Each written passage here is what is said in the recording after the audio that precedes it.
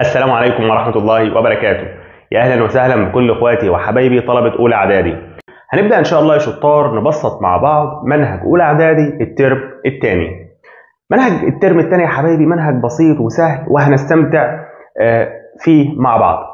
عايز بس في البداية أقول إن أنا قررت أشرح منهج الترم الثاني، إن شاء الله هنشرحه كله من الألف للياء بإذن الله، بسبب إن لقيت تعليقات كتيرة جدا من طلبة أولى إعدادي على اليوتيوب وعلى التليجرام وفي كل مكان بيطلبوا ان احنا ننزل الشرح.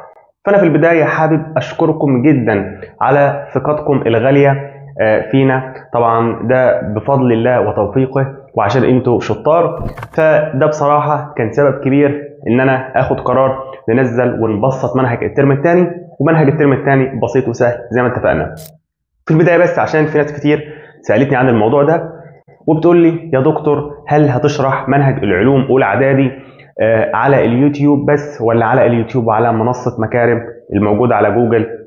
الإجابة بكل بساطة يا حبايبي، احنا هنشرح منهج العلوم اولى اعدادي في مكانين. أول مكان هو اليوتيوب، هننزل منهج الترم الثاني كله بإذن الله على اليوتيوب بشكل مجاني تماما لكل الناس، وكمان هننزله على منصة مكارم. طب ايه الفرق؟ بكل بساطة الفيديوهات اللي هتنزل بشكل مجاني على اليوتيوب هي نفسها اللي هتنزل على منصة مكارم، ولكن الفيديوهات اللي بتنزل على منصة مكارم بتكون مدعمة بصور وأشكال توضيحية وحاجات توصل لك المعلومة بشكل أسرع وأسهل.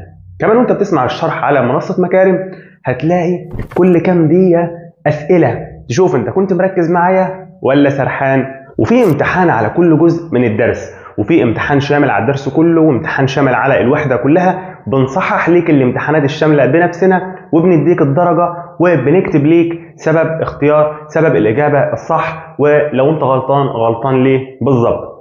طبعا دي بعض مزايا منصة مكارم، ده غير ان انت لو عندك اي سؤال في العلوم بتبعته لينا وبنجاوبك، بتبعته لنا على جروب المشتركين في المنصة، ولما تجيب درجة حلوة في الامتحانات الشاملة بنعمل ليك شهادات تقدير بننشرها هنا على اليوتيوب وفي كل مكان عشان كل الناس تفرح بيك. لو حابب تعرف تفاصيل اكتر عن منصة مكارم ولو عايز تنضم لينا ابعت رسالة لرقم التليجرام اللي في اول تعليق او الواتساب لو ما عندكش تليجرام، ومسؤول المنصة هيرد عليك ويقول لك التفاصيل. وبالمناسبة الاسعار رمزية وبسيطة جدا، وزي ما قلت لك احنا كده كده هننزل الشرح بشكل مجاني على اليوتيوب، فانت براحتك اللي حابب تستفيد منه. في الحالتين تقدر ما تاخدش درس خصوصي وتعتمد على الشرح سواء على اليوتيوب او على المنصة بمزايا المنصة والامتحانات والمتابعة اللي قلت لك عليها. تمام؟ طب عشان ما اطولش عليك اكتر من كده احنا هنبدأ بقى في اول درس في العلوم، ويلا.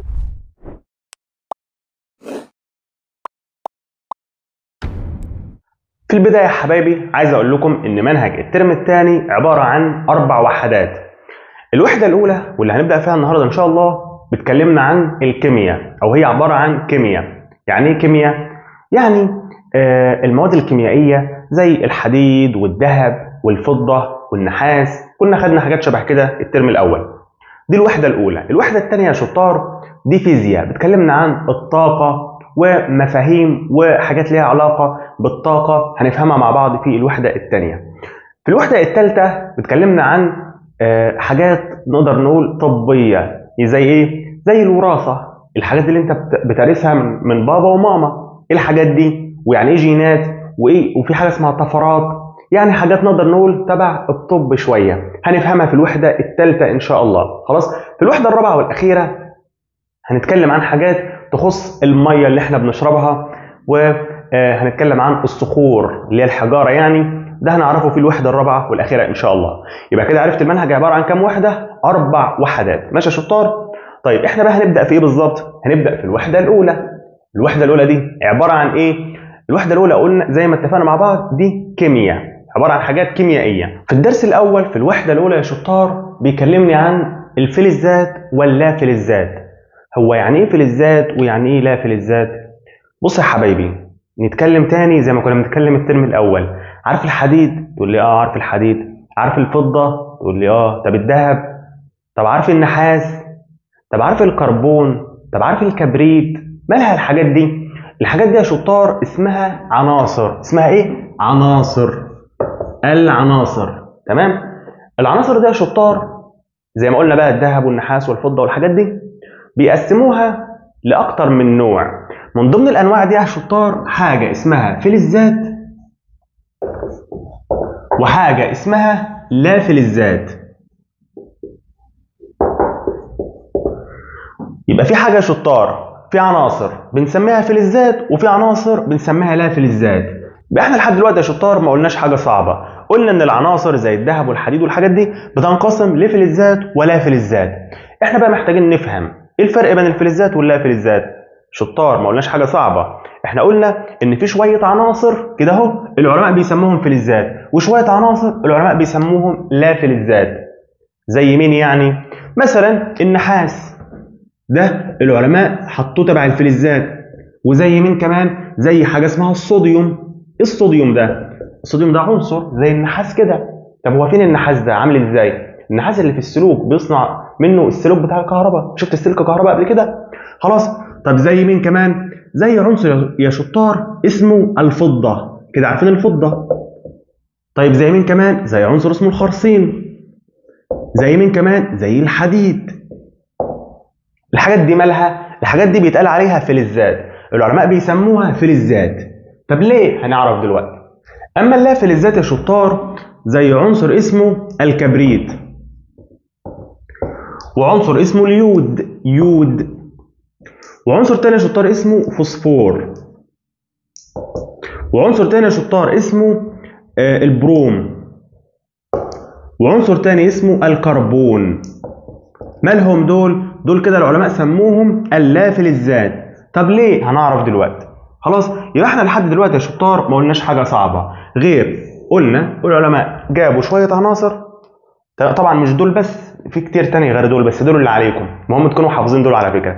سموهم فلزات، وشويه عناصر تانيه سموهم اللا فلزات. طب ليه؟ هو انا لما اقسم اي حاجه لحاجتين عشان في فرق بينهم، صح؟ يعني انا مثلا لما اقسم الاقلام دي ليه ممكن اقسم مثلا دول لنوعين؟ عشان في منهم قلم احمر وفي قلم ازرق، صح؟ نفس الكلام، العناصر دي في اختلافات ما بينهم. ايه بقى الاختلافات اللي احنا عايزين نعرفها؟ من ضمن الاختلافات يا شطار، ركز بقى معايا عشان الكلام ده مهم جدا جدا. اول حاجه يا شطار بيقول لك الفلزات بيكون ليها بريق معدني. بيكون لها ايه؟ بريق معدني. يعني ايه الكلمه دي؟ يعني بتلمع، تلاقي شكلها حلو كده، في لمعان، في بريق فيها. زي مين؟ زي النحاس. شوف النحاس كده بتحس ان هو بيلمع، له بريق كده. على عكس يا شطار اللا فلزات بيقول لك ليس لها بريق معدني. يعني ايه ليس لها بريق؟ يعني ما بتلمعش، معتمه، حتى بيقول لك انها معتمه. تقول لي بصراحه مش فاهم قوي. هقول لك، عارف اللهم صل وسلم وزد وبارك على سيدنا محمد، لما تولع نار، تولع خشب، الخشب ده في الاخر بيعمل ايه؟ بيعمل فحم، صح؟ الفحم الاسود ده، انت عارف الفحم ده عباره عن ايه اصلا؟ تقول لي مش عارف. الفحم ده عباره عن كربون. تقول لي ماله الكربون يعني؟ الكربون يا شطار ما احنا جبنا سيرته اهو، ركز معايا، احنا لسه جايبين سيره الكربون. الكربون ده تبع مين؟ تبع اللا فلزات. طب واللا فلزات مالها؟ ليس لها بريق معدني، معتمه. تقول لي يعني الفحم ده كربون؟ ايوه كربون، وماله؟ معتم، ملوش بريق معدني. ونفس الكلام بقى في باقي اللا فلزات. يبقى اول فرق عرفناه يا شطار، الفلزات بتلمع وحلوه، اما دي ليس لها بريق معدني. وعرفتك زي مين؟ لها بريق معدني زي النحاس، شوف النحاس بيلمع ازاي. اما الكربون زي في الفحم لما تولع نار كده، وفي الفحم في الاخر بيبقى معتم. خلاص، ليس لها بريق معدني. طيب كمان يا شطار بيقول لك ان الفلزات، ركز معايا في الثلاث كلمات دول، الفلزات يا شطار قابله، نكتبهم بقى بالاحمر، للطرق والسحب والتشكيل. اما اللا فلزات يا شطار فدي ليست قابله. هتفهم كل حاجه دلوقتي ما تقلقش. ليست قابله للطرق والسحب والتشكيل. تقول لي بصراحه انا مكسوف اسال عن حاجه. هقول لك مكسوف من ايه؟ تقول لي مكسوف اقول ان انا مش فاهم. انا عارف ان انت مش فاهم، وانا شرحت حاجه، انا عايز اشرح لك الكلام ده معناه ايه. احنا دلوقتي يا شطار بنقول ايه؟ بنقول ان في شويه عناصر يعني ايه؟ قلت لك عناصر زي الحديد، زي الذهب، زي الفضه، تمام، زي الكربون، زي الكبريت. في شويه عناصر العلماء سموهم فلزات، وعناصر تانية سموها لا فلزات. اشمعنى؟ عشان في فرق بينهم. ايه الفرق اللي احنا قلناه؟ الفرق اللي احنا قلناه ان الفلزات مثلا بتلمع، لها بريق، حاجه بتلمع، يبقى اكيد مميزه، حاجه مختلفه. اما دي ليس لها بريق معدني. الحاجه الثانيه ان الفلزات يا شطار قلنا قابله للطرق. يعني ايه الطرق؟ كلمه الطرق يا شطار يعني لما خبط عليها تقبل انها يتخبط عليها عادي، وتتحول من حاجه مثلا كبيره لحاجه مصفحه او حاجه على شكل صفيح. تقول لي بصراحه مش فاهم حاجه. هقول لك طب عشان تفهم، تخيل لو جبنا نحاس، تمام، وجبنا فحم. عارف الفحم بعد ما تولع اللي لسه جايب لك سيرته، تمام، ورحت جايب مطرقه وخبطت على النحاس، ايه اللي هيحصل للنحاس؟ تقول لي عادي هيتخبط عليه، يعني اقدر ان انا اخبط عليه كاني مثلا هخبط على الخشب دلوقتي اهو. حصل حاجه للخشب ده مثلا يعني، او مثلا الدرع اليوتيوب ده ينفع ان انا اخبط عليه طبعا بمطرقه؟ مش هيحصل حاجه. قابل ان انا اخبط عليه بالمطرقه، يعني قابل ان انا اطرق عليه. اطرق عليه يعني اخبط عليه. اما الفحم لو جيت اخبط عليه بالمطرقه هيتفتت، هيبقى عباره عن فتات، فهو غير قابل للطرق، ما اقدرش ان انا اخبط عليه. انت فاهم الفكره يا جميل؟ هديك مثال تاني عشان لو ما فهمتش يعني ايه كلمه الطرق. مثلا يا جميل هات قطعه حديد، حته حديده، وهات قالب طوب، تمام، وهات مطرقه شاكوش يعني، وخبط على قطعه الحديد. افضل خبط. هل قطعه الحديد هتتفتت وتبقى تراب مثلا؟ هتتفتت وتبقى عامله زي التراب؟ لا. يبقى الحديد قابل للطرق، ينفع اخبط عليه لانه من الفلزات. طب قالب الطوب اللي انت جبته لو انا خبطت عليه بالشاكوش اللي معايا، ايه اللي هيحصل؟ هيتفتت. هو نفس الكلام بقى، اللا فلزات ما اقدرش اخبط، لما اخبط عليها كده بتتفتت، يبقى ليست قابله للطرق. ده معنى كلمه ايه يا شطار؟ معنى كلمه الطرق. فهمناها؟ يقول لي فهمناها الحمد لله. طب كلمه السحب يعني ايه؟ كلمه السحب يا شطار يعني ان انا اقدر اطولها، يعني انا اقدر اخليها طويله. يعني مثلا لو انا معايا حته نحاس، قطعه نحاس كده، اقدر ان انا احول قطعه النحاس دي من حته صغيره كده لسلك نحاس طويل، تمام. لان النحاس من الفلزات اللي قابله للسحب، اقدر ان انا اسحبها واطولها. لكن اللا فلزات لو انا معايا حته فحم، قطعه فحم، هل اقدر اطولها واخليها كده ماسكه في بعض كده؟ خالص ما اقدرش. يبقى اذا اللا فلزات ليست قابله للسحب. عارف زي ايه؟ زي مثلا يا جميل، طبعا دي سهله، زي مثلا دلوقتي يا جميل التيشيرت ده عباره عن خيوط، صح؟ انا اقدر افك التيشيرت ده واخليه خط طويل قوي، تمام. ولكن انا لو معايا كربون او فحم ما اقدرش ان انا اخليه طويل. يبقى فهمت كلمه السحب يعني ايه؟ يبقى الفلزات يا شطار قابله للطرق والسحب، اما اللا فلزات مش قابله لا للطرق ولا للسحب. وفهمتك يعني ايه. طب كلمه التشكيل سهله، كلمه التشكيل سهله، يعني اقدر اشكلها. يعني يا جميل اقدر ان انا اشكل النحاس ده ممكن يبقى سلك كهرباء زي السلك بتاع الشاحن ده. السلك ده ممكن يكون سلك نحاسي، تمام، فده كده سلك. والنحاس برضو بتاع السلك ده ممكن يكون ملعقه، ممكن يكون النحاس ده جميل طبق، يعني ممكن اخلي النحاس ده بشكل طبق، تمام، او في شكل اناء. يعني انا اقدر اشكل عارف زي الذهب كده. ما هو الذهب ده جميل برضو، اقدر ان انا اشكله، اخليه خاتم، اخليه دبله، اخليه غوشه، تمام، اخليه حلق، اخليه اي حاجه. فنفس الكلام الفلزات، هي بقى الفلزات اقدر ان انا اشكلها، على عكس اللا فلزات ما اقدرش ان انا اشكلها. خلاص حبايبي، معلش انا بطول في الشرح وبطول في الكلام عشان نفسي تكونوا فاهمين كل حاجه بالظبط. يعني انا اقدر اقول لكم ايه يا جماعه؟ الفلزات قابله للطرق والسحب والتشكيل، اللا فلزات غير قابله للطرق والسحب والتشكيل. فهمت حاجه؟ بذمتك مش يعني بذمتك هتبقى فهمت؟ لا. فما تزعلش لو انا بطول شويه بالكلام، عشان مش عايزك تبقى عارف المنهج بتاعك وخلاص. انا نفسي تبقى فاهم كل كلمه مكتوبه ومش مجرد شايفها كده وخلاص. طيب احنا بنشرح في ايه اصلا؟ بنشرح في دراسات ولا في عربي؟ ناس الصاحيه نشرح في علوم، تمام. بنقول الفرق بين الفلزات واللا فلزات. قلنا الفلزات زي العناصر دي، واللا فلزات زي الاحمر دول. الفلزات لها بريق معدني وقابله للطرق والسحب والتشكيل. اللا فلزات مالهاش بريق معدني ومش قابله ان انا اطرق عليها يعني ليست قابله للطرق والسحب والتشكيل. طب سؤال، هي الفلزات دي حاجات صلبه، يعني حاجات صلبه زي السبوره كده، ولا سائله زي الميه اقدر اشربها، ولا غازيه زي غاز الاكسجين اللي احنا بنتنفسه؟ كده انا اتنفست اكسجين. الفلزات دي ايه بالظبط؟ قال لك احنا هنكمل بقى هنا، يا جميل الفرق بين الفلزات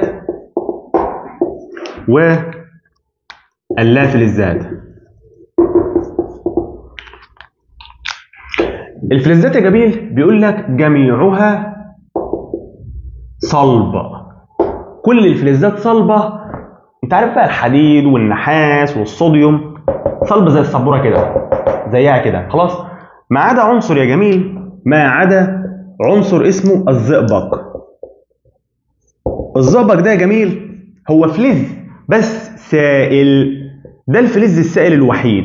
خلي بالك عشان مهم وبيجي في الاخطر، يبقى يجي يقول لك ما هو الفلز السائل الوحيد، قول له الزئبق، عنصر الزئبق. يبقى الزئبق ده جميل فلز ولا لا فلز. صلب ولا غاز؟ لا صلب ولا غاز، ده سائل زي الميه كده خلاص. اما اللافلزات يا جميل فبيقول لك جميعها صلب، يعني صلبه زي السبوره كده، وغازيه. يعني هي ممكن تبقى صلبه زي السبوره دي، وممكن تبقى غازيه زي غاز الاكسجين اللي احنا بنتنفسه، تمام، او زي اي غاز موجود. يبقى كل اللافلزات صلبه وغازيه برضو ما عدا البروم. في عنصر اسمه البروم، جبنا سيرته هنا اهو. البروم ده لافلز يا جميل بس سائل، ده اللافلز السائل الوحيد. يعني ايه سائل؟ قلت لك زي الميه. فانت خد بالك الفلزات كلها حاجات صلبه زي السبوره كده، ما عدا مين؟ واحد اسمه الزئبق. اللافلزات كلها حاجات يا صلبه يا غازيه، ما عدا ايه؟ ما عدا واحد اسمه البروم ده سائل زي الميه. خلاص يا جميل؟ طيب ده بالنسبه لبعض الفروقات. طب في فرق احنا نشرح في ايه؟ احنا ده كله بنشرح في الفرق بين الفلزات واللافلزات. من ضمن الفروقات كمان يا شطار انه بيقول لك الفلزات دي جيده التوصيل للكهرباء، لا وكمان جيده التوصيل للحراره. اما اللافلزات لا، دي رديئه التوصيل للكهرباء، وبرضه رديئه التوصيل للحراره. تقول لي انا مش فاهم حاجه، واحنا بنشرح في علوم ولا دراسات؟ بس الاول هقول لك ركز معايا، ولو بابا او ماما قاعد جنبك دلوقتي خليك تركز، تمام، بطريقته على حسب، تمام. طيب احنا بنشرح في الفرق بين الفلزات واللافلزات. بنقول الفلزات يا شطار جيده التوصيل للكهرباء. يعني ايه؟ يعني ممكن توصل كهرباء بالعربي خالص. يعني ايه برضو؟ يعني الحديد ممكن يوصل كهرباء وينور اللمبه، خلاص. الحديد او النحاس ده، حتى سلوك الكهرباء دي، يعني الشاحن اللي انا جبته كل شويه ده، الشاحن ده نحاسي بيوصل الكهرباء ويشحن الموبايل.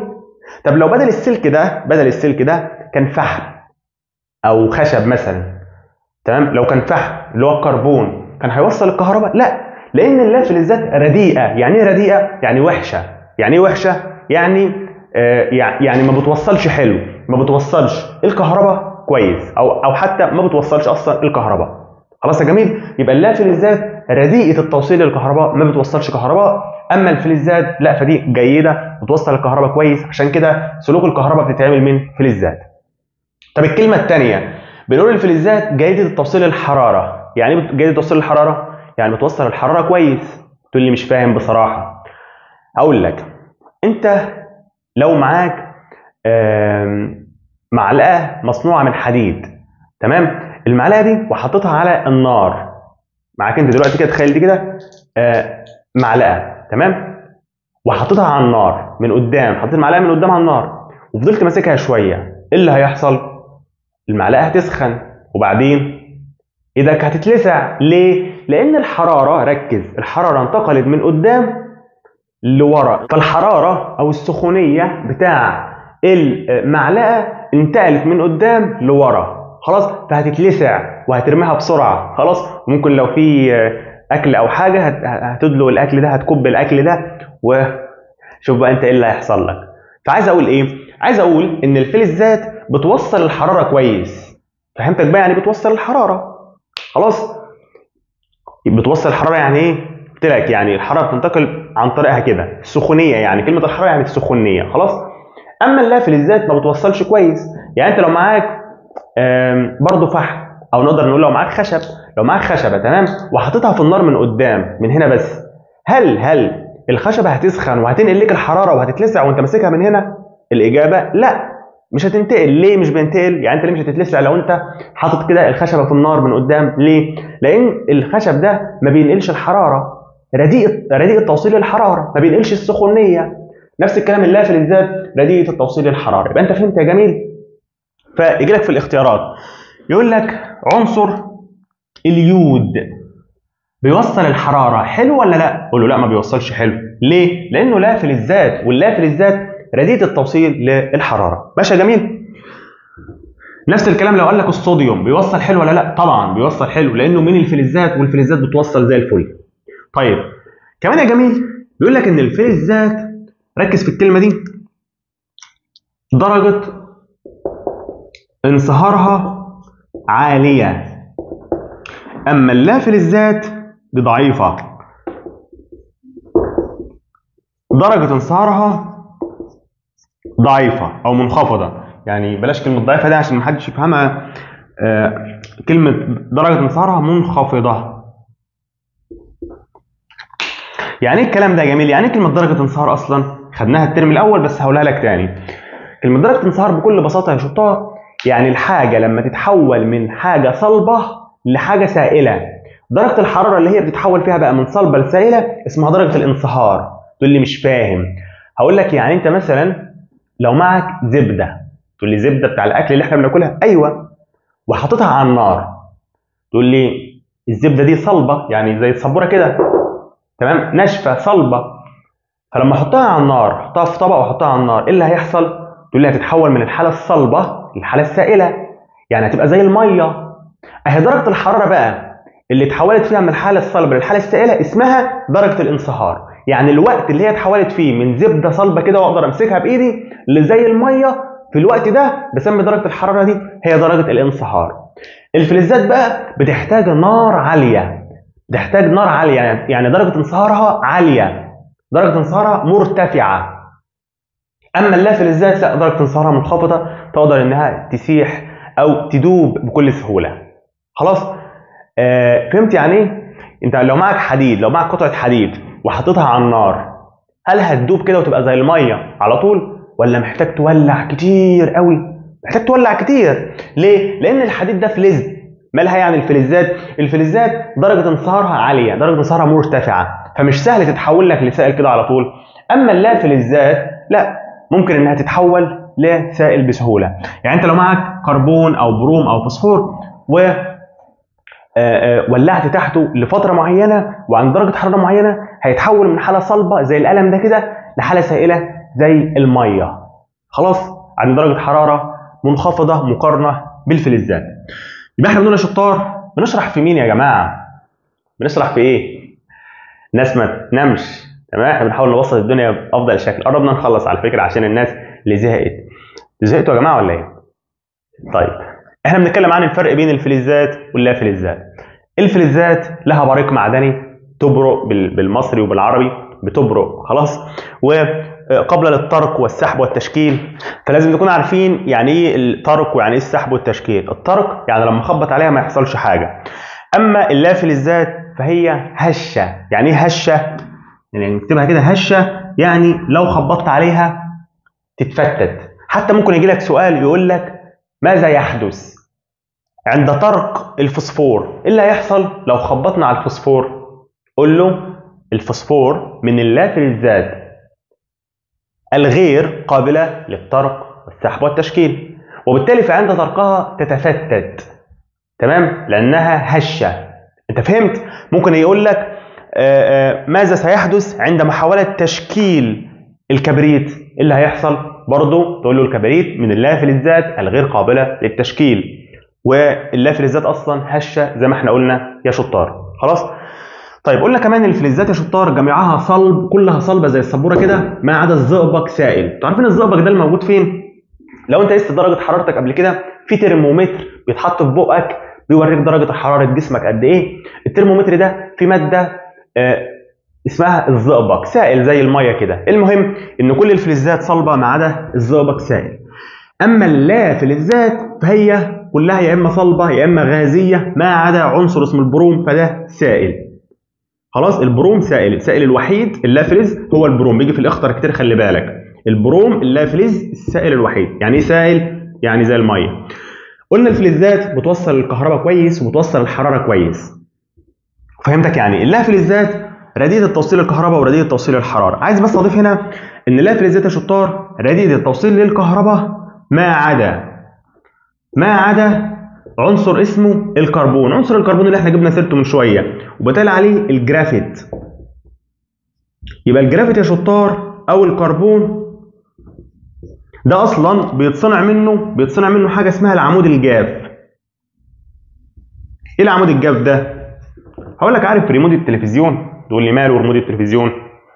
بيكون في حجر كده هو في الريموت من ورا. الحجر ده بيدخل في صناعته الجرافيت او الكربون. ليه؟ لان الجرافيت او الكربون لا فلز ايوه بس بيوصل الكهرباء. فيجي لك في الامتحان يقول لك هو كل اللافلزات ما بتوصلش الكهرباء؟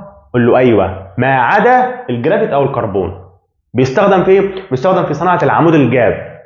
يعني ايه العمود الجاف؟ زي القلم الجاف كده؟ لا، العمود الجاف اللي هو الحجر بتاع التلفزيون او اللي هو البطاريه بتاعه ريموت التلفزيون اللي هي شكلها بيكون عامل كده. هو يا شطار بيكون شكله عامل كده. خلاص. ده كده شكل الحجر، حتى بيكون في جنب عليه علامه الموجب وجنب عليه علامه السالب كده لو انت خدت بالك. خلاص. طيب برضه انا هقول لك سؤال هنا وهقول لك حاجه بتيجي في الامتحان مهمه. مثلا ده كده اهو مصباح. طبعا انا فنان في الرسم يا جماعه انا عارف ما تقولوليش. تمام. ده مصباح وده سلك. واصل في العمود الجاف ده. العمود الجاف ده بطاريه. دي بطاريه شطار يعني مصدر كهرباء يعني فيها كهرباء. خلاص. ورحت موصل السلك ده. بقول لك ان السلك ده نحاس. السلك ده من النحاس. يلا وانا هسالكم يا شطار اللمبه دي هتنور ولا مش هتنور؟ تقول لي انا معايا بطاريه وادي مصباح وادي سلك من النحاس. ده كله سلك. الاسود ده كله سلك. تقول لي هتنور ليه؟ لان النحاس فلز والفلزات بتوصل الكهرباء فاللمبه هتنور طبعا. طب لو انا يا شطار رحت قاطع السلك ده كده اهو ورحت موصل فيه حته من الكبريت مثلا او من الفوسفور اي حاجه يلا من الكبريت وقلت لكم المصباح ده اللمبه دي مصباح او لمبه هتنور ولا مش هتنور؟ تقول لي لا مش هتنور. يعني مش هينور. ليه مش هينور؟ لان الكبريت ده لا فلز. الكبريت ده يا شطار لا فلز واللا فلزات ما بتوصلش الكهرباء فالمصباح ده هيفضل مطفي مش هينور. ليه؟ عشان الكبريت عنصر الكبريت ده لا فلز مش بيوصل الكهرباء كويس. وصلت؟ كل اللا فلزات مش بتوصل الكهرباء كلها ما عدا الجرافيت او الكربون ده بيوصل الكهرباء كويس. خلاص. طيب في حاجه يا شطار دلوقتي ممكن يجي لك سؤال يقول لك ايه؟ يقول لك علل. كلمه علل يعني اشمعنى. ليه؟ النحاس اقدر اشكله اقدر احوله لاشكال كتير. يقول لك علل اشمعنى ليه؟ قول له لان النحاس يا جميل لان النحاس من الفلزات والفلزات قابله للطرق والسحب والتشكيل دون ان تتلف. يعني مش هتبوظ لو انا خبطت عليها او شكلتها او كده. ماشي يا جميل؟ فدي حاجه مهمه من الحاجات اللي بتجي لك في الامتحان. احنا بنشرح في ايه؟ بنشرح في الفرق بين الفلزات واللا فلزات. في اخر فرق يا شطار وهو عندك في الكتاب اول فرق اصلا بس انا خليته للاخر عشان يعني تبقى دخلت معايا في المود فالموضوع يكون بسيط. هو بسيط يعني. الفرق ده يا جميل بيقول لك ايه؟ بيقول لك ان الذرات بتاع الفلزات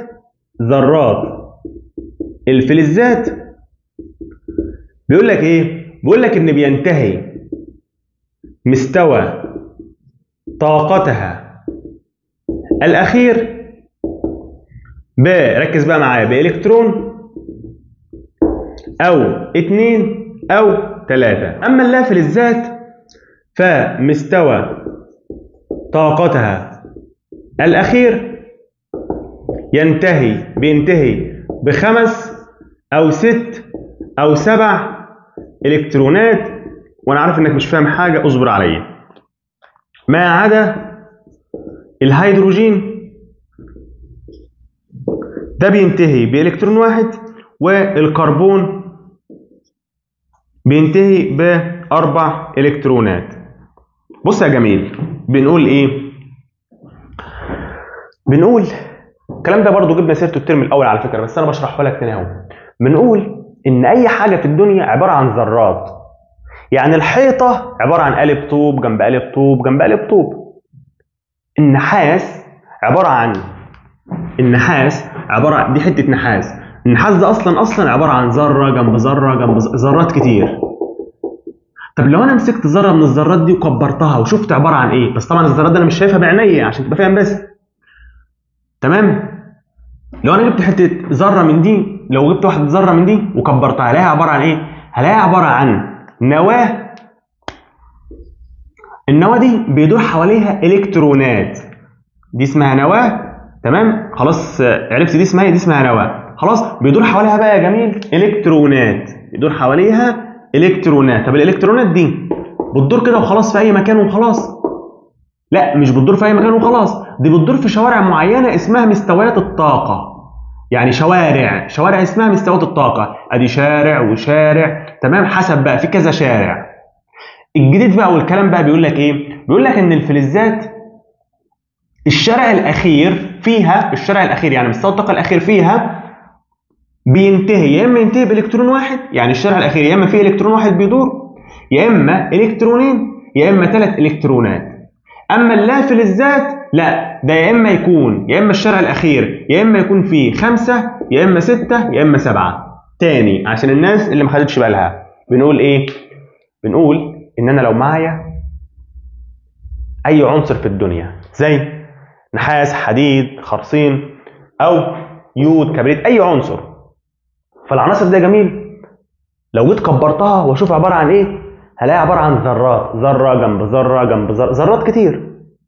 اي ذره في الدنيا لو جيت كبرتها هلاقيها عباره عن نواه، حاجه زي القلب كده جواها بيدور حواليها حاجات تانية صغيره اسمها الكترونات. اجسام تانية صغيره بتدور حواليها اسمها ايه؟ الكترونات. طب بتدور في اي حته وخلاص الالكترونات دي؟ لا، بتدور في شوارع معينه اسمها مستويات الطاقه. الشوارع دي او مستويات الطاقه دي مالها يعني؟ بيقول لك ان الفلزات بيكون الشارع الاخير او مستوى الطاقه الاخير فيه الكترون واحد او الكترونين او 3.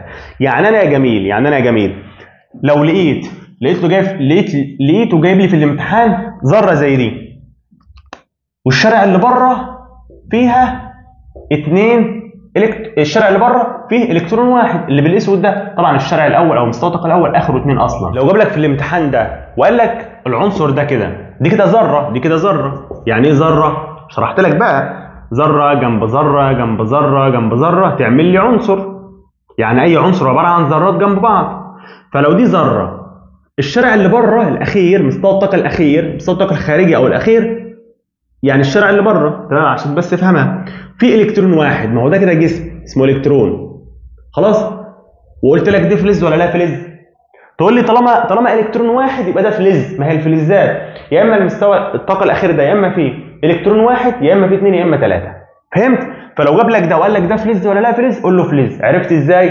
عشان الشارع اللي بره الاحمر ده اللي بره خالص، ده ناحيه بره خالص، ماليش دعوه باللي جوه، اللي بره ده فيه الكترون واحد، خلاص ده فلز.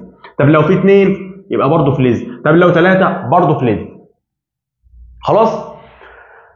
طيب اما اللافلزات لا، الشارع اللي بره يا فيه 5 يا 6 يا 7، ما عدا الهيدروجين. الشارع اللي بره فيه واحد بس. اصلا الهيدروجين ده جميل عنده اصلا مستوى طاقه واحد بس. مستوى الطاقه ده يعني شارع واحد بس بيدور فيه الكترون واحد، ده كده الهيدروجين.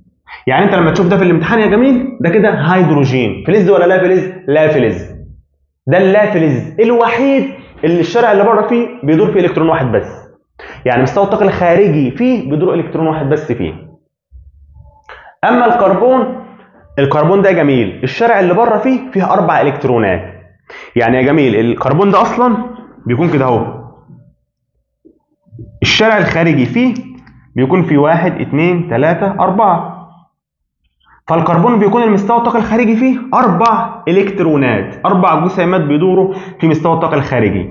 اما باقي اللافلزات لا، بيكون فيه 5 او 6 او 7. فهمت؟ فملخص الحته الاخيره دي عشان لو ما فهمتهاش، بكل بساطه بنقول ايه؟ بنقول اي حاجه عباره عن ذرات، ذره جنب ذره جنب ذره جنب ذره. الذره الواحده اي حاجه زي ايه؟ زي الحديد، زي النحاس، زي الفضه. تمام؟ الحديد مثلا لو جبت الذره بتاعته، الحديد قلنا عباره عن ذره جنب ذره جنب ذره. لو جبت ذره حديد هلاقي عباره عن ايه؟ عباره عن نواه بيدور حواليها حاجات كده اسمها الكترونات. الالكترونات دي مش بتدور في اي حته وخلاص، دي بتدور في شوارع معينه اسمها مستويات الطاقه.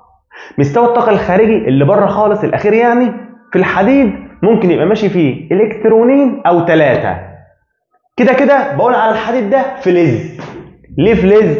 عشان الشارع اللي بره فيه الكترون او 2 او 3، فبقول فلز على اي حاجه لما يكون الشارع اللي بره فيه الكترون او 2 او 3. والحديد الشارع اللي بره فيه ممكن يبقى فيه 2 وممكن يبقى فيه 3 في الحديد، فعشان كده بقول عليه فلز.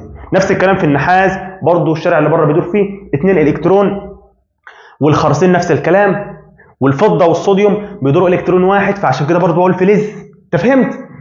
اما اللافلزات الشارع اللي بره فيهم بيدور يا 5 يا 6 يا 7، فبقول عليها لا. يبقى اي حاجه الشارع اللي بره فيها 5 الكترونات او 6 او 7 غالبا بقول عليها لافلز.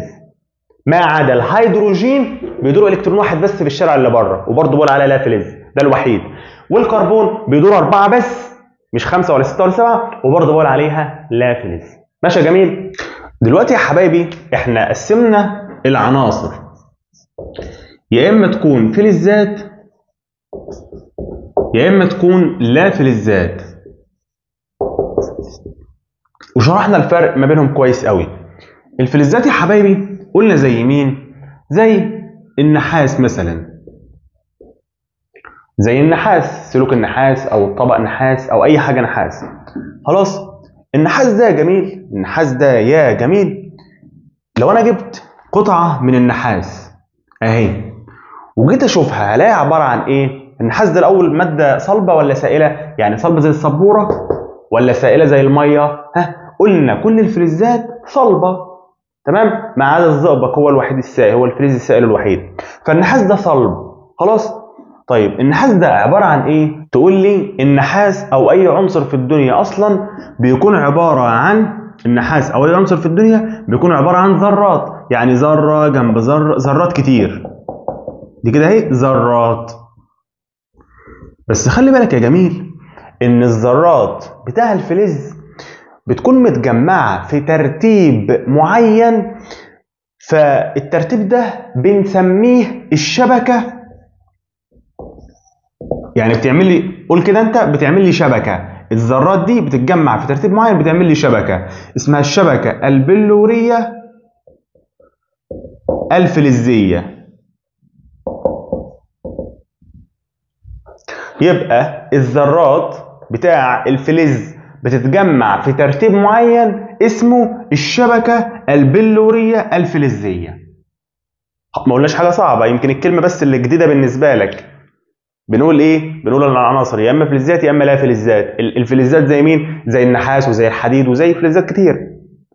بنقول ان الفلزات زي النحاس مثلا عباره عن ايه؟ عباره عن ذرات. اي حاجه في الدنيا قلنا عباره عن ذرات. الذرات دي بيكون لها ترتيب معين، زي انت لما تكون قاعد في الفصل الولاد بيكونوا قاعدين ازاي؟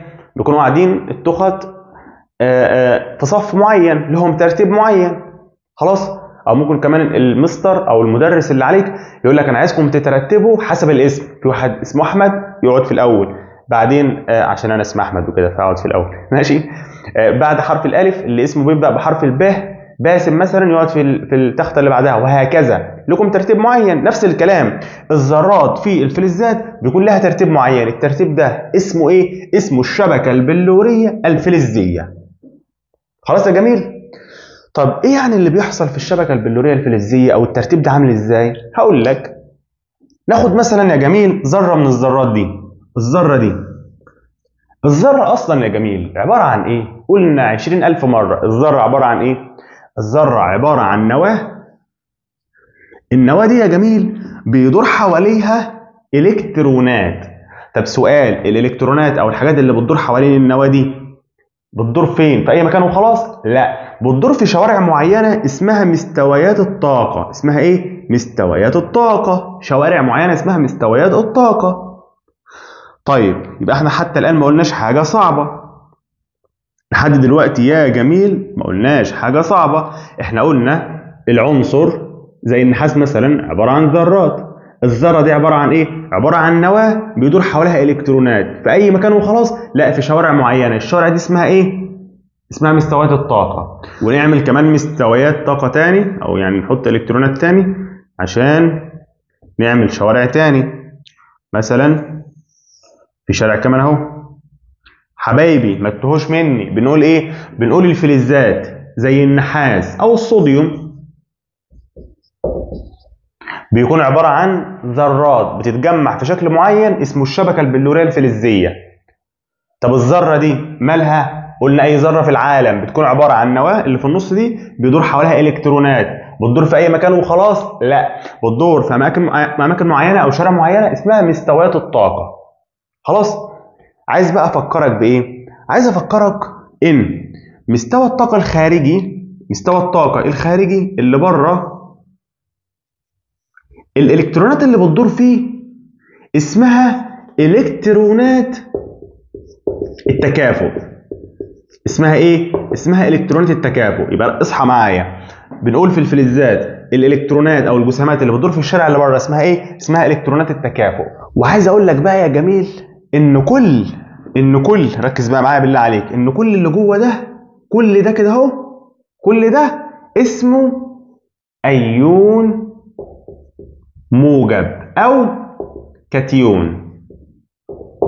تقول لي مين اللي كاتيون؟ يعني باقي الذره. يعني انت شيل منها الكترونات التكافؤ، الباقي اسمه ايون موجب او كاتيون.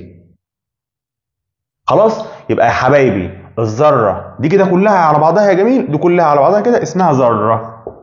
يعني ايه ذره؟ الذره اللي هي بتبني لي العنصر ذره جنب ذره، ذرات كتير كده بسميهم شبكه بلوريه فلزيه. والذرات الكتير دي هي اللي بتكون لي عنصر زي عنصر الصوديوم مثلا. فالصوديوم ده عباره عن ذرات. الذره منه عباره عن ايه؟ الذره منه عباره عن نواه قلنا بيدور حواليها الكترونات في شوارع معينه. قلنا اخر الكترونات بتدور في الشارع اللي بره خالص اسمها الكترونات التكافؤ. كل اللي جوه اسمه ايون موجب او كاتيون. ماشي يا حبايبي؟ يبقى الذره اخر حاجه في الشارع اللي بره اسمها الكترونات التكافؤ اللي هي دي، الباقي ده كاتيون او ايون موجب. خلاص؟ اهو بيحصل بقى تجاذب ما بين الكترونات التكافؤ الحره دي، الحره الحركه بتتحرك براحتها يعني، والكاتيون. في تجاذب بيحصل ما بينهم، في تجاذب بيحصل ما بين الكترونات التكافؤ اللي هي دي. ما هو خلي بالك ده مش واقف، ده بيتحرك، بس في تجاذب بينه وبين الايون الموجب. التجاذب اللي بيحصل ده يا جميل بنسميه الرابطه الفلزيه. بنسميه ايه؟ الرابطه الفلزيه. يبقى كلمه الرابطه الفلزيه يعني ايه؟ عشان بس الناس تبقى فاهمه. دي رابطه يعني تجاذب، في تجاذب حصل في الفلزات ولا لا فلزات؟ لا في الفلزات، عشان كده سميناها الرابطه الفلزيه. طب التجاذب ده حصل بين مين ومين؟ التجاذب ده يا جميل حصل ما بين الالكترونات اللي في الشارع اللي بره خالص اللي احنا سميناها الكترونات التكافؤ، وما بين الايون الموجب او الكاتيون. مين الايون الموجب؟ قلت لك الايون الموجب اللي هو باقي الذره. يعني انت شيل الكترونات التكافؤ، باقي الذره اسمها ايون موجب. ده كده كله كده على بعضه اسمه ايون موجب. خلاص؟ بس كده. يبقى جالك في الامتحان يقول لك الرابطه الفلزيه يا ابني يعني ايه؟ قول له الرابطه الفلزيه ده التجاذب اللي بينشأ ما بين الكترونات التكافؤ والايونات الموجبه. تمام؟ او الايونات الموجبه او الكاتيونات هي. وخد بالك يا جميل، خد بالك ان عشان يحصل تكافؤ، عشان يحصل تجاذب ما بين حاجه والثانيه لازم يكونوا عكس بعض في الشحنه. يعني ايه؟ يعني لازم لو واحده موجب الثانيه تبقى سالب. يعني ايه؟ يعني انا قلت لك ان ده كله اسمه ايون موجب، ده كده اسمه ايون موجب. اكيد الالكترونات بقى دي كده حاجات سالبه، اجسام سالبه. يعني انا عايز اقول لك من الاخر اصلا ان الالكترونات دي سالبه. يبقى الرابطه الفلزيه دي قوه التجاذب اللي بتنشا ما بين الايونات الموجبه اللي هنا دي سحابه زي السحاب، حاجه كده محوطاها، وسحابه الكترونات التكافؤ السالبه المحيطه بها. خلاص يا حلوين؟ يبقى لاخر مره هقول لك الفلز الذرات بتاعته بتترتب بشكل معين، الشكل ده اسمه الشبكه البلوريه الفلزيه. ايه اللي موجود في الشبكه البلوريه الفلزيه؟ بيقول لك ان الكترونات التكافؤ الحره الحركه دي بتدور بشكل حر، والباقي في الذره اسمه ايونات موجبه، اسمها ايونات موجبه او كاتيونات. يعني ده كله كده ايون موجب او كاتيون. بيحصل تجاذب ما بين الايونات الموجبه دي او اللي اسمها الكاتيونات والكترونات التكافؤ السالبه حره الحركه، بيحصل تجاذب ما بينهم. التجاذب ده سميناه الرابطه الفلزيه. فهمت يعني ايه رابطه فلزيه؟ بيقول لك ان الرابطه الفلزيه دي يا جميل دي اللي بتكون مسؤوله اصلا عن كتير من خواص العنصر، من خواص الفلزات، زي الصلابه. يعني يقول لك هو ليه النحاس صلب؟ يعني ليه عنصر النحاس صلب مثلا مش سائل زي الميه كده؟ بسبب الرابطه الفلزيه. يقول لك كمان درجه انصهار الفلزات عاليه او مرتفعه. ليه؟ ما احنا قلنا الكلام ده. ليه درجه انصهار الفلزات مرتفعه؟ بسبب برضه الرابطه الفلزيه.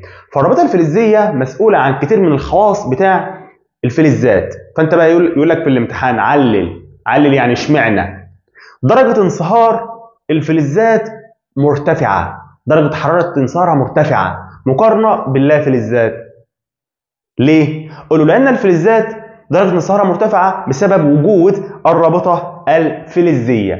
الرابطه الفلزيه هي اللي بتخلي درجه انصهارها مرتفعه. ماشي يا جميل؟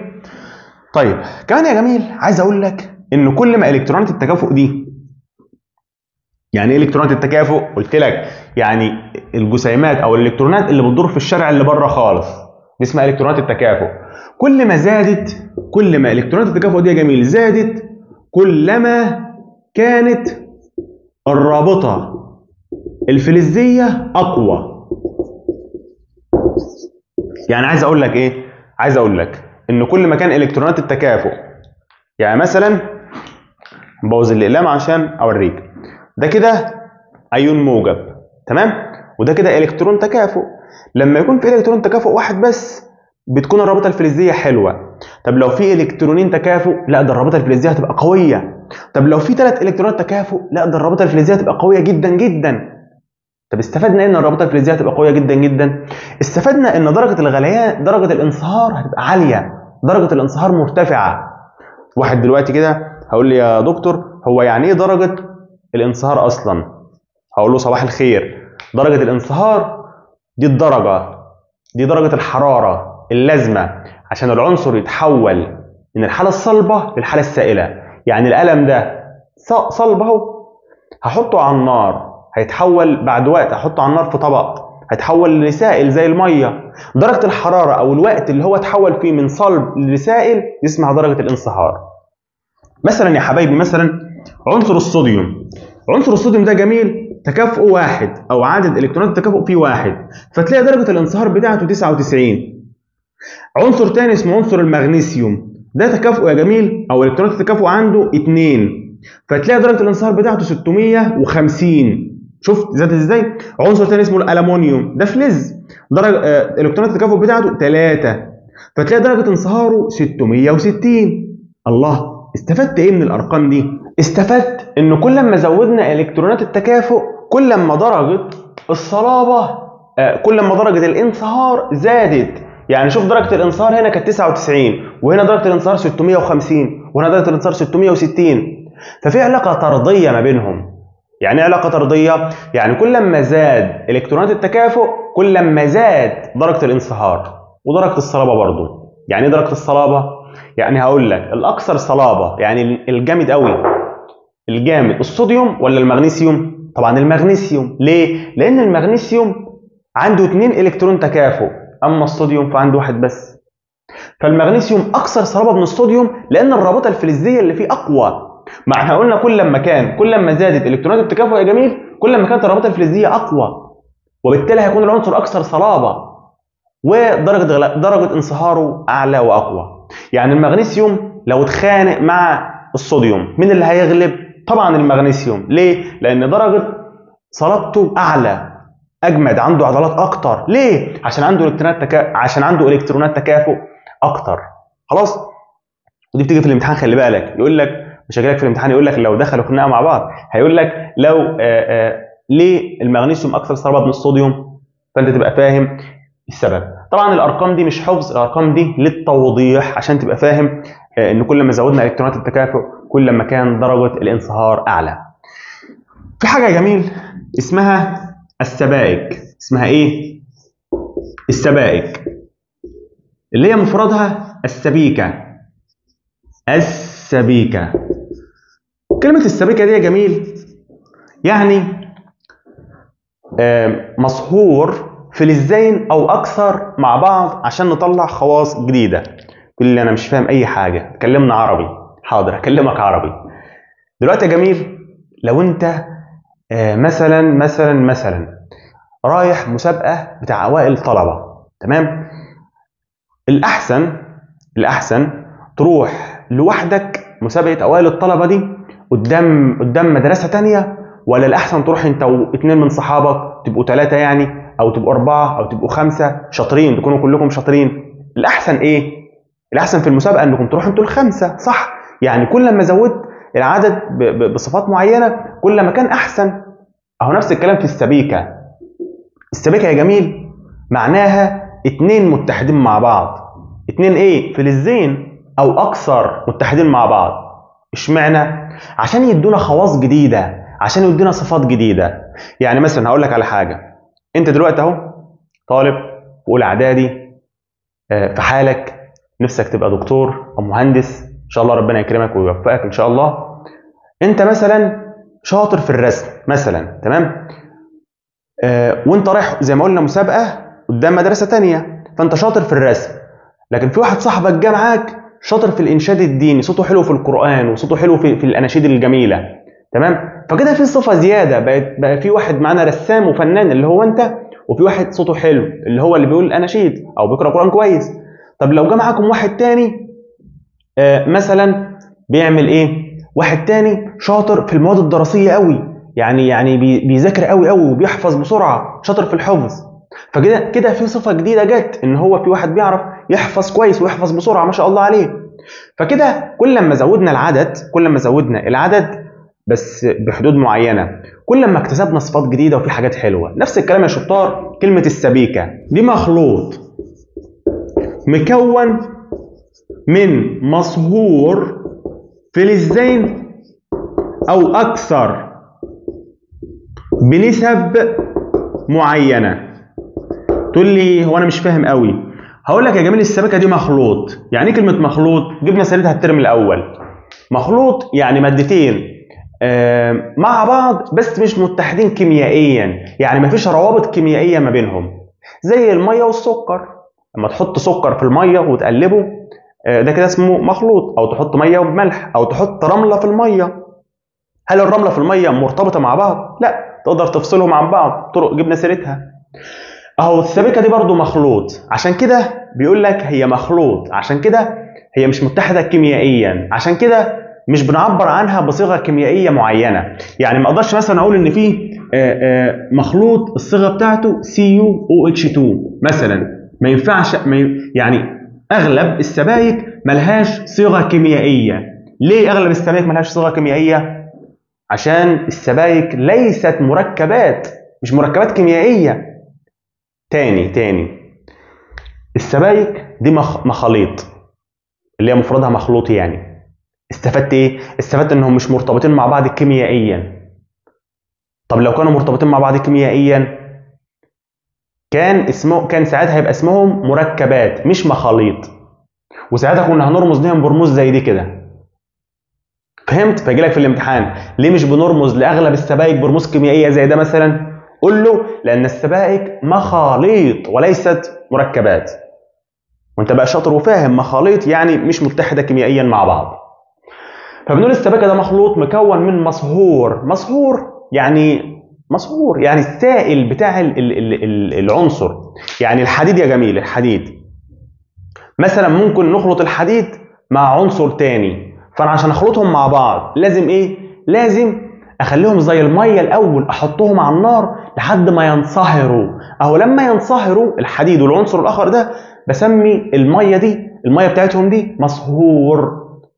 زي الذهب كده، الذهب ده ازاي بيعملوا خاتم، وازاي بيبقى حلق، وازاي بيبقى غويشه وكده، ازاي بيحطوه على النار لحد ما يسيح ويبقى زي الميه. اهي الميه دي اسمها مصهور. اهو نفس الكلام المخلوط، بيقول لك السبيكه ده مخلوط مكون من مصهور اللي هي زي الميه، فلزان او اكتر بنسب معينه، يعني مش اي حاجه تحطها وخلاص، لا بنسب معينه. نحط مثلا قد كده ذهب وقد كده مش عارف نحاس ونخلطهم مع بعض. خلاص. طب ليه؟ ليه بنعمل الفلزات سبايك؟ ما نسيب الحديد لوحده، ونسيب النحاس لوحده، ونسيب الذهب لوحده. ليه بنخلط معاهم حاجات؟ لان الفلزات يا جميل غالبا او اوقات كتير بتكون لينه سهل انها تتني وسهل انها يتغير فيها وكده، ولينه، فاحنا عايزين حاجه فيها عضلات، حاجه قويه نستخدمها في الصناعه. فعشان حاجه قويه بنعمل بقى السبائك. فممكن يجي لك في الامتحان يقول لك ليه بنعمل سبائك ومش بنستخدم العنصر بمفرده؟ يعني لو العنصر نقي مثلا زي النحاس النقي، ليه بنخلط معاه حاجه ومش بنسيبه في حاله؟ قول له لان كتير من الفلزات بتكون لينه وغير صالحه للاستخدامات الصناعيه، عشان كده بنعمل منها السبائك. زي سبيكه جميل اسمها سبيكه البرونز. في سبيكه اسمها البرونز. البرونز ده يا جميل سبيكه مكونه من نحاس بنسبه 95% وماده اسمها قصدير بنسبه 5%. انت عارف سبيكه البرونز بقى دي يا جميل لما حطوا مع النحاس الماده اللي اسمها قصدير دي، بقى السبيكه او الناتج ده اقوى، يعني اقوى من النحاس لوحده، وفي نفس الوقت لا يصدأ. حبايبي مش بنقول حاجه صعبه، بنقول في حاجه اسمها سبيكه البرونز. مالها السبيكه دي؟ يعني عباره عن نحاس بنسبه 95% وقصدير بنسبه 5%، يعني اغلبها نحاس، يعني كلها نحاس بس حاطين عليها حته قصدير. طبعا مصهور قصدير مش حته، بس عشان افهمك. طب ايه الفايده؟ يعني ان السبيكه دي اقوى من النحاس لوحده وفي نفس الوقت ما بتصديش. السبيكه دي يا جميل سبيكه البرونز دي عليك على فكره مهمه، بتستخدم في صناعه التماثيل لو عايزين يعملوا تمثال معين، او صناعه الحلى زي اللي هي بتستخدم في الزينه. كمان بتستخدم في صناعه الميدلز او الميداليات. عارف الميداليه اللي هي بتتحط، اللي هي لما نكرم حد معين مثلا ونديله ميداليه معينه، اهو البرونز بيستخدم في الحاجات دي. ماشي يا جميل؟ طيب في اخر حاجه في الدرس ده اسمها اعاده التدوير. يعني ايه اعاده التدوير؟ يعني يدوروا على حد كان ضايع؟ لا، اعاده التدوير يا جميل يعني كان معايا نفايات، النفايات دي يا جميل او النفايات دي او القمامه دي تتحول لمواد صالحه للاستخدام. ده معنى كلمه اعاده التدوير. يعني مثلا ايه؟ يعني انا مثلا القلم ده خلص ما بقاش يكتب، هعمل بايه؟ هرميه. ينفع القلم ده بعد ما خلص وانا خلاص بقى قمامه بالنسبه لي هرميه خلاص مش محتاجه، ينفع ياخدوه والبلاستيك بتاعه ده اصلا يعيدوا تدويره، يعني يظبطوه من الاخر، يعني يحسنوه ويخلوه يطلع حاجه تانية يمكن اعاده استخدامها، ممكن يطلع نفس الحاجه او حاجه تانية صالحه للاستخدام. ده معنى كلمه اعاده التدوير. اعاده التدوير يعني لما يكون معك حاجه هترميها، بس هترميها يعني خلاص هي نفايات خلاص، بس يمكن ان احنا نرجعها صالحه للاستخدام تاني. ده معنى كلمه اعاده التدوير. الكلام ده جميل بيحصل مع النحاس والالومنيوم والحديد، بيحصل مع الفلزات دي في الاغلب. او مثلا يعني ايه الكلام؟ يعني ايه بنشرح فيه اصلا؟ احنا علوم ولا دراسات ولا عربي ولا ايه ده؟ ركز معايا، بنشرح فيه دراسات صح؟ احنا بنشرح في عنوان اسمه اعاده التدوير، تمام؟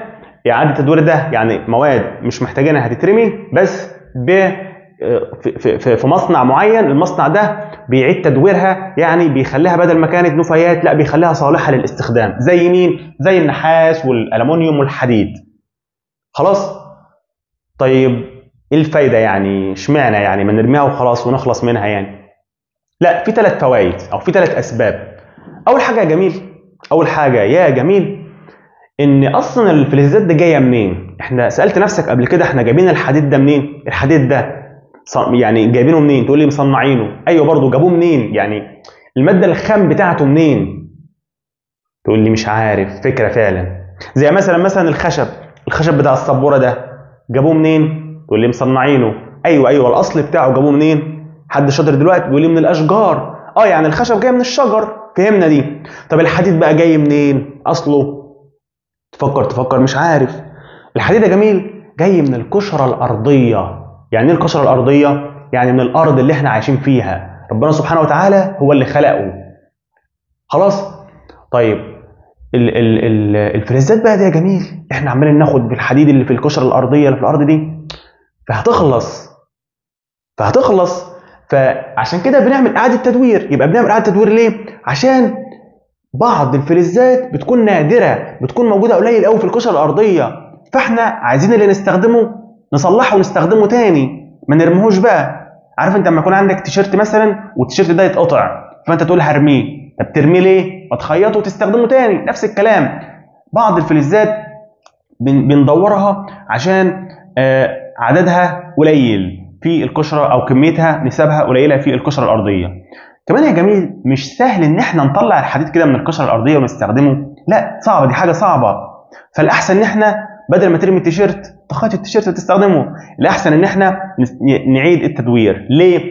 بسبب صعوبه استخراج المواد الخام بتاع الفلزات. كمان يا جميل ان احنا نعيد تدويرها ارخص من ان احنا نجيبها من الاول. يعني هقول لك انت التيشيرت بتاعك دلوقتي اتقطع، الارخص عليك والاوفر انك تخيطه وتلبسه ولا تروح تشتري واحد جديد؟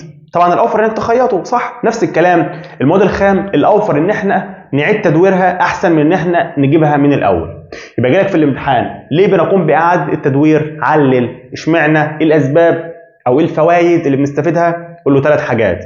اول حاجه انخفاض نسبتها في القشره الارضيه، انخفاض نسبه الخامات او بعض الفلزات في القشره الارضيه قليله، هتخلص.